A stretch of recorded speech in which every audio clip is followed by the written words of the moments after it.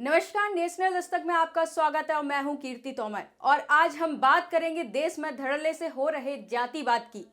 राजस्थान में दलितों को बेदखल किया जाता है। इतना ही नहीं, दलितों से उनके आशियाने तक छीन लिए जाते हैं और फिर वो बेघर हो जाते हैं। जी हां, जिले से एक ऐसा ही मामला सामने आया है। राजस्थान के पाली जिले में दलित पीड़ित परिवार को दबंगों ने अपना ही गाँव छोड़ने के लिए मजबूर कर दिया है। यह कितने चिंताजनक बात है। देखिए ये वीडियो जिसमें ये दलित महिला कैसे अपना दर्द बयां कर रही है।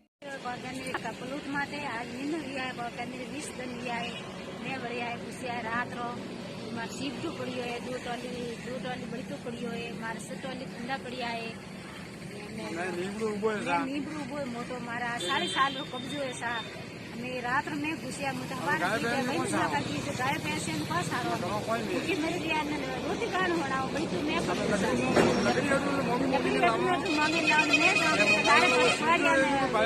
यह कितनी शर्मनाक बात है कि जिला प्रशासन चुपचाप बैठकर देख रहा है। प्रदेश सरकार हो या प्रशासन, दोनों ही जनता के सेवक होते हैं। लेकिन क्या ये लोग अपनी जिम्मेदारी को निभा रहे हैं? नहीं। आपको साफ साफ पता चल रहा है कि जातिवाद अपनी चरम सीमा पर है। दरअसल पाली जिले के गांव सिराड़ा में दलितों पर कुछ दबंगों ने अत्याचार की हद पार कर दी है।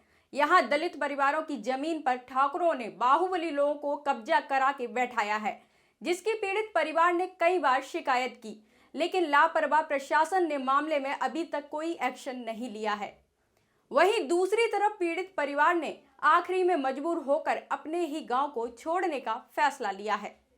बता दें कि करीब एक महीना बीत जाने के बाद भी दलित परिवार की जमीन से दबंगों का अवैध कब्जा नहीं हटाया गया और ना ही इन पर कोई कार्रवाई की गई।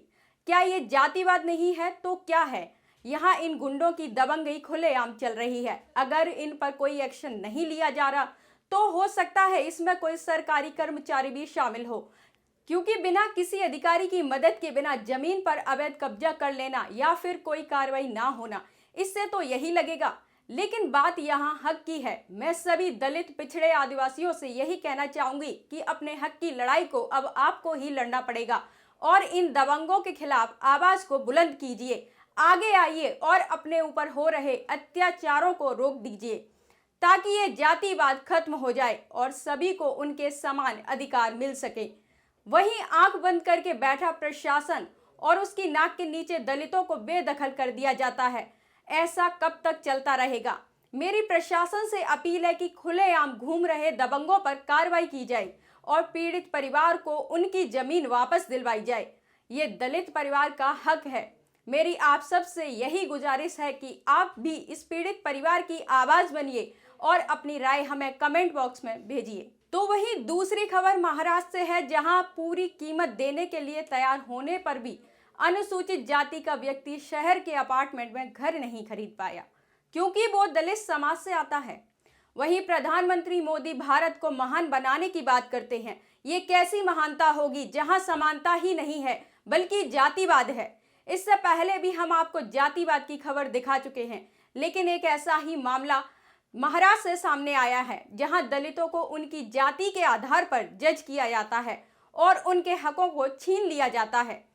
जी हां, एक और ऐसा ही मामला औरंगाबाद से सामने आया है, जहां लॉयर महेंद्र गंडले पूरी कीमत देने पर भी शहर के अपार्टमेंट में घर नहीं खरीद सकते, क्योंकि वो दलित पिछड़ा वर्ग से आते हैं। ये सुनने में आपको अजीब जरूर लग रहा होगा, लेकिन ऐसा ही हो रहा है दलितों के साथ। बता दें कि महेंद्र गंडले 7 जनवरी को शहर के अपार्टमेंट में घर देखने गए थे। तभी प्रॉपर्टी डीलर ने महेंद्र से उनकी जाति के बारे में पूछा और जब उसे यह पता चला कि वे दलित समाज से हैं, तो प्रॉपर्टी डीलर ने उन्हें घर बेचने से मना कर दिया। एक तरफ जहां दलित को बेदखल किया जाता है, तो वहीं दूसरी तरफ उसे घर खरीदने से रोका जाता है।